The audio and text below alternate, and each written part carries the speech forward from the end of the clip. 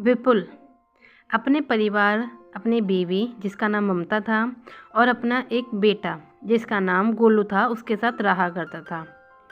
विपुल की ज़िंदगी बहुत सरल थी, ना उसका किसी से कोई झगड़ा था और ना ही किसी से कोई अनबन। एक दिन ममता, मैं जा रहा हूँ खेतों में सब्जियां का तोड़ने, ठीक है? अरे हाँ हाँ ठीक है, जाइए जाइए। मैं तो जानती हूँ सब्जियाँ तो आपके लिए प्रिय हैं मेरे से भी ज़्यादा।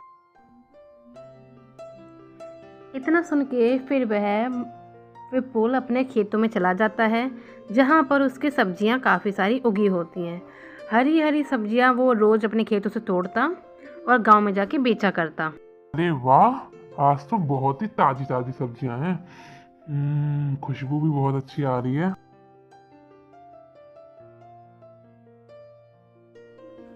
थोड़ी देर बाद वह 3 टोकरियों में अलग अलग प्रकार की सब्जियां रख लेता है और फिर गांव की ओर, दूसरे गांव की ओर, जो गांव का नाम था गोवध की ओर निकल जाता है। गोवध में ही वह हमेशा अक्सर सब्जियां बेचा करता। गोवध के लोग उसकी सब्जियां काफ़ी पसंद किया करते थे। गोवध एक बहुत ही विशालकाय गांव था। वहाँ पे सारे लोग उसकी सब्जियों का इंतज़ार करते थे। अरे विपुल भैया, आज तो बड़े लेट आए हो। हाँ हाँ, वही तो मैं कह रही हूँ, तुम बहुत लेट आए हो विपुल भैया। अरे, आप लोगों के लिए ताजी ताजी सब्जियां तो तोड़नी होती हैं, तो थोड़ा तो समय ऊपर नीचे हो ही जाता है। बाकी देख लीजिए, सारे ताजी ताजी सब्जियां हैं।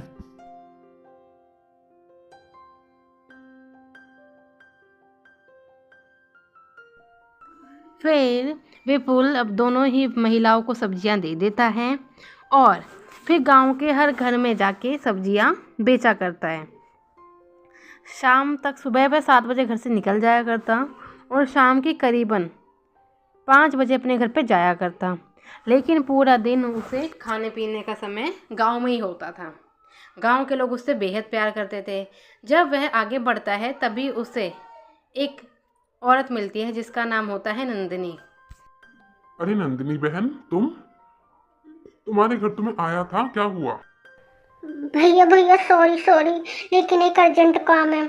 अभी ना सासू माँ को मेरे सास ससुर का फ़ोन आया था, ददिया सास ससुर का।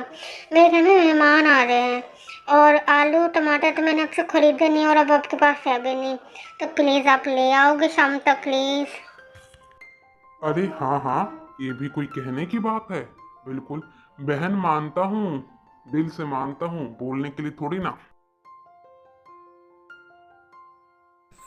फिर वह बोगद गांव से निकल जाता है, लेकिन बहुत ही तेज बारिश होने लगती है। तो विपुल एक पेड़ के नीचे आराम से खड़ा हो जाता है। बारिश काफ़ी तेज होती है। थोड़ी देर में जैसी बारिश बंद होती है विपुल अपने घर पहुंचता है और पहुंचते ही टोकरी भर के सब्जियां उठाता है हाथों में और फिर से अपनी बहन यानी कि नंदिनी के घर पहुंच जाता है। नंदिनी का घर बहुत ही ज़्यादा सुंदर होता है। फिर वह गेट पर खड़े होके, अरे कोई है क्या? अरे भैया, आप आ गए। मुझे तो लगा इतनी तेज बारिश है आप नहीं आएंगे, आपको मेरी वजह से बहुत परेशानी हुई ना। अरे नंदिनी, एक तरफ तो मुझे भाई कहती हो और दूसरी तरफ मुझे थैंक यू बोलती हो। ऐसे कोई चलता है क्या? और मुझे तुमसे कोई भी एक्स्ट्रा पैसे नहीं चाहिए, समझी तुम? टिक टिक टिक टिक टिक टिक टिक टिक टिक टिक टिक टिक टिक टिक टिक। थोड़ी देर में उसे एक व्यक्ति मिलता है जिससे विपुल बोलता है, अरे भाई साहब, आप यहाँ पे? आप कौन हैं और आपने मेरा रास्ता क्यों रोका है?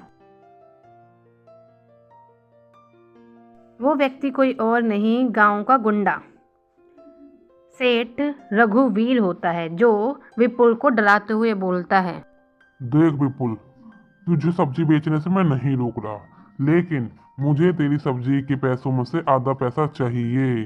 अरे, मैं क्यों आपको अपनी मेहनत की कमाई दूंगा? अरे सुनिए, अभी मेरे पास समय नहीं है, मुझे घर जाने दीजिए। जाओ जाओ। रघुवीर की धमकी से विपुल को कोई खास फर्क नहीं पड़ता क्योंकि उसे ये धमकियां आए दिन मिलती रहती थी। फिर वह घर आ जाता है। तब उसकी पत्नी ममता बोली, आ गए आप? पूरे सुबह से गए गए रात में आए हैं, कहाँ थे पूरा दिन? अरे वाह, आज तो मेरी ममता मेरे पे शक कर रही है। ओहो, मतलब प्यार बढ़ रहा है क्या कृष्ण? अरे कहीं नहीं था वो। तुम तो जानते हो नंदिनी, तो नंदिनी को थोड़ी सब्जियां ज्यादा चाहिए थी, तो यहाँ पे मेहमान आने थे, तो मैं दोबारा ले गया था सब्जियां। ठीक है, अब आप कह रहे हैं तो मान ही लेती हूँ। ठीक है, आप हाथ पैर धो लीजिए, मैं खाना परस देती हूँ। फिर वह दोनों खाना खाते हैं और अगले दिन फिर से सुबह विपुल अपने खेत में सब्जी लेके अलग अलग गांव में बेचना शुरू कर देता है। वहीं एक आंटी जी उससे बोली, अरे भाई, तुम बड़ी सस्ती सब्जी बेचते हो, और गांव के तो जो लोग सब्जी बेचते हैं वो 10 रुपए ज्यादा बेचते हो, तुम 10 रुपए कम बेचते हो। विपुल सब्जी बेच के दोबारा घर आ ही रहा होता है कि तभी उसे फिर से सेठ रघुवीर जी मिलते हैं, जिनके हाथों में होती है गन। रघुवीर जी फिर से उसे डराते हुए बोलते हैं, विपुल, ला पैसे दे मुझे, और आज से तुझे जितना कमाया तो मुझे उतना मुझे ही देना होगा, समझा तू? नहीं तो मेरे हाथ में गन देख रहा है, नकली नहीं है, चलती है और सीधा खोपड़ी उड़ा देती है, समझा? फिर वह विपुल से पैसा छीनकर चला जाता है। थोड़ी देर में जब विपुल अपने खेत में पहुंचता है, तब फिर से वही व्यक्ति यानी कि सेठ रघुवीर फिर से उसके खेत में आ जाता है। हे भगवान, मैं क्या करूं? रघुवीर की तो धमकी बढ़ती जा रही है, बढ़ती जा रही है। ना मेरे पास ज्यादा पैसा है और ना ही मेरे पास कोई शक्ति है, मैं उसे कैसे रोकूं?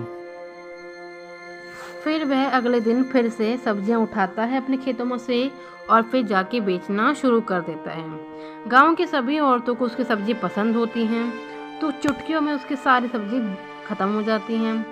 पूरे दिन का उसके पास करीबन 1000 से 1500 रुपए का काम हो जाता था। लेकिन थोड़ी देर बाद अरे रघुवीर, तुम यहाँ पे मेरे खेतों में आ पहुंचे?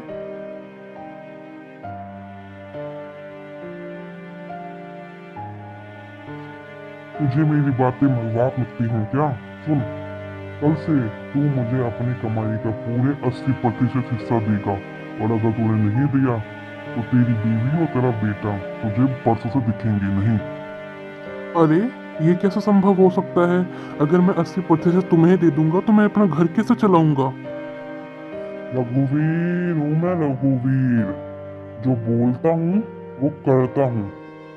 तू चाहे तो मेरा ट्रैक रिकॉर्ड उठा ले, गांव का बच्चा बच्चा बूढ़ा बूढ़ा जानता है मुझे। या तो तू मेरे गांव में आना बंद कर दे, और अगर आता है सब्जी बेचने तो मुझे 80% देना शुरू कर दे, नहीं तो कल का दिन समझाऊंगा नहीं, करके दिखाऊंगा जो बोल रहा हूँ। रघुवीर की धमकी से इस बार विपुल काफी डर गया था और उसे समझ नहीं आ रहा था कि वो क्या करे। तो उसने सारी बातें अपनी बीवी को घर पे आके बता दी। अरे क्या हुआ जी, आप बहुत ही ज्यादा परेशान लग रहे हैं, सब ठीक है? किसी ने कुछ कहा क्या आपको?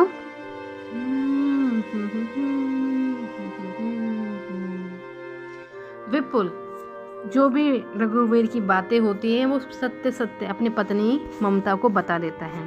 वह जानता है कि ममता एक समझदार व्यक्ति है और वो इसका उपयोग और इसका कार्रवाई करने के लिए उसे मनाएगी ज़रूर, और उसको एक अच्छा उपाय बताएगी कि वह रघुवीर से कैसे चुंगल से निकल सकता है।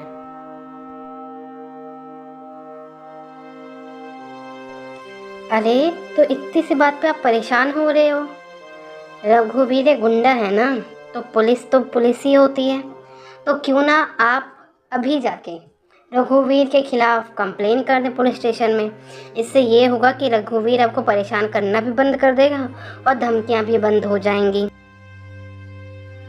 विपुल को ममता की बातें सही लगती हैं, क्योंकि अब सिर्फ विपुल के पास एक ही चारा बचा था कि रघुवीर की कंप्लेन पुलिस स्टेशन में करवा दे, अन्यथा रघुवीर उसे जीने नहीं देगा और ना ही काम करने देगा।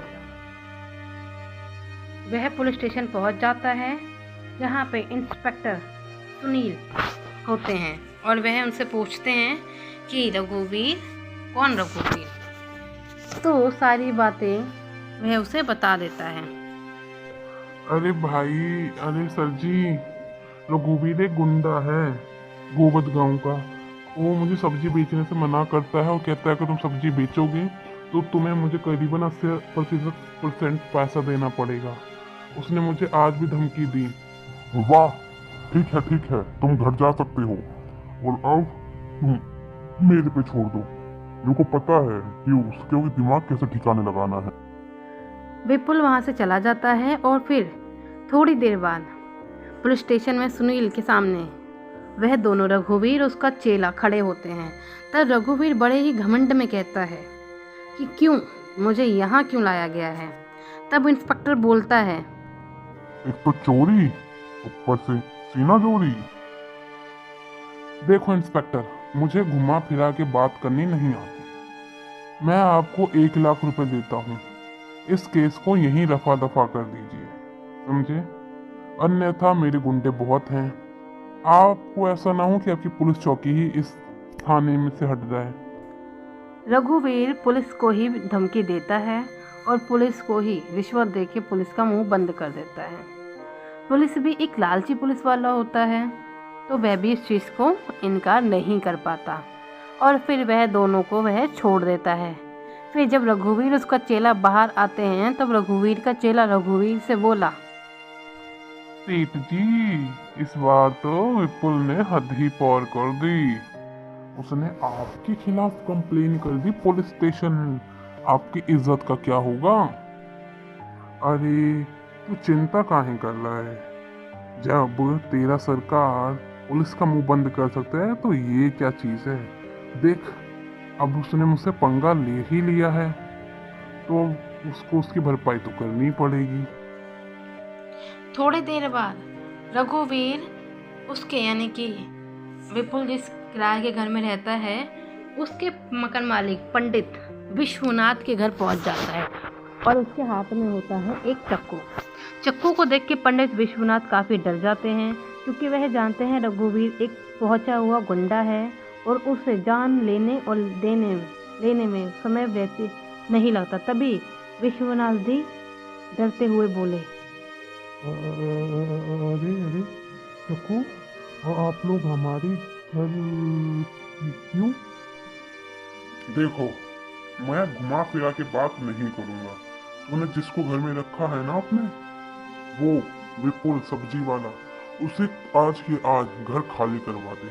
अगर तूने ऐसा नहीं करवाया तो तू तो मरेगा ही मरेगा। तेरी पूरी फैमिली भी तेरे साथ ऊपर पहुंच जाएगी और अपनी मौत का जिम्मेदार, अपने परिवार की मौत का जिम्मेदार सिर्फ तू होगा। पर आपकी विपुल से क्या दुश्मनी है? तो एक सीधा साधा सब्जी वाला है।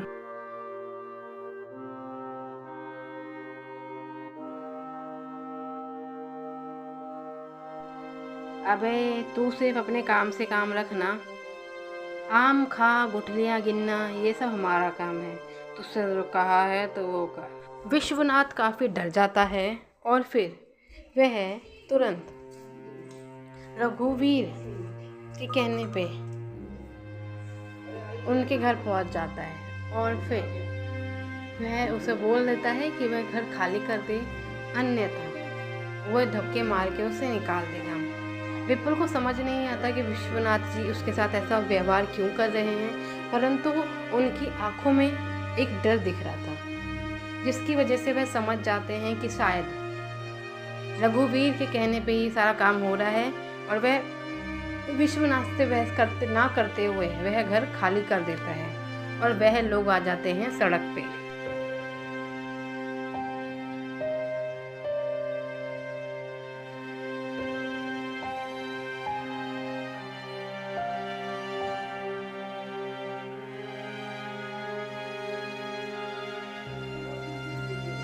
अब रघुवीर और उसका चेला काफ़ी खुश थे। क्योंकि उनका जो काम था वो विश्वनाथ ने कर दिया था। चेला बोला, अरे सरकार, रघुवीर जी आपके कहने पे तो विश्वनाथ ने कर दिखाया। सड़क पे आ गया है विपुल और उसके पूरा परिवार, अब रो रहा होगा। अगर तब वो तुम्हारी बात मान लेता तो आज वो इस जगह नहीं होता। अरे चेले, रघुवीर हूँ मैं, रघुवीर। ऐसे छोटे मोटे काम तो मैं चुटकियों में करना जानता हूँ। विपुल को लगा कि पुलिस में जाएगा और मेरे को कुछ भी कर देगा। ऐसे पुलिस वालों को तो मैं अपने जेब में रखूं। सही है सेठ जी, सही है। मैं तो आपकी शरण में आके धन्य धन्य हो गया। बहुत सीखने को मिलता है मुझे आपसे। रघुवीर और उसका चेला काफ़ी खुश थे क्योंकि उन दोनों ने विपुल के पूरे परिवार को सड़क पे लाके खड़ा कर दिया था। अब विपुल के पास ना घर था, ना उसका खेत था और ना ही कोई बेचने का सामान। एक दिन जब विपुल सड़क पे बैठा होता है तभी एक लड़का कार के सामने आने वाला होता है कि तभी विपुल भाग के उस लड़के को बचा लेता है और फिर वह लड़का उसके सामने आके खड़ा हो जाता है। थोड़ी देर बाद लड़के के पिता मिस्टर मोहन शर्मा वहां आते हैं और वह विपुल का धन्यवाद करते हुए बोलते हैं, धन्यवाद भाई साहब, धन्यवाद। अगर आप मेरे बेटे की जान नहीं बचाते तो आज शायद मैं अपने बेटे का चेहरा दोबारा देख ही नहीं। रघुवीर ने जो भी विपुल के साथ किया होता है वो मोहन शर्मा को वह सत्य सत्य बता देता है। मोहन शर्मा कोई छोटा मोटा व्यक्ति नहीं, गांव का एएसपी होता है। वह पुलिस वाले के पास पहुंच जाता है और पुलिस वाले से सीधा पूछता है, सर जी आप यहाँ पे और विपुल आपके साथ क्या हुआ? चलो अच्छा है, तुम्हें याद तो है कि मैं कौन हूँ और विपुल ने क्या कंप्लेन की थी। रघुवीर को तुमने किस बिहाफ पे छोड़ा? सर जी रघुवीर तो कह रहा था कि उसने कोई धमकी दी ही नहीं, उसने तो बल्कि ये विपुल पे ही इल्जाम लगा दिया था। अब मैं चाहता तो विपुल को अरेस्ट कर सकता था, लेकिन रघुवीर का दिल बड़ा था तो उसने वो कह दिया कि कंप्लेन मेरे को करनी ही नहीं है। तो मैंने रघुवीर की कंप्लेन भी नहीं करी और विपुल की कंप्लेन भी रद्द कर दी। लेकिन एएसपी मोहन शर्मा सुनील के इरादों से काफ़ी वाकिफ था। वह जानता था कि सुनील एक लालची पुलिस वाला है। वह उसके रघुवीर को पुलिस थाने बुलाता है तो रघुवीर सत्य सत्य बताते हुए बोल देता है कि सुनील ने मुझसे 1 लाख रुपए की रिश्वत ली थी।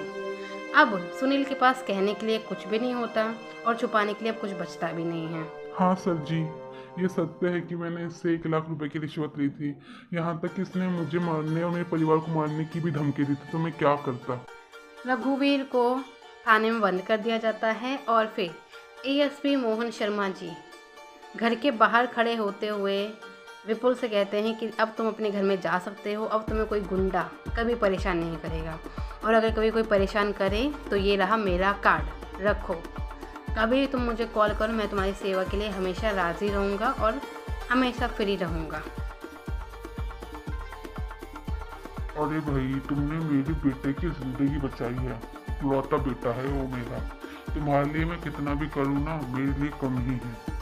और ये तो एक अच्छा काम में तो जो मैंने किया था, ये तो मेरा फर्ज बनता था, इसमें एहसान कैसा।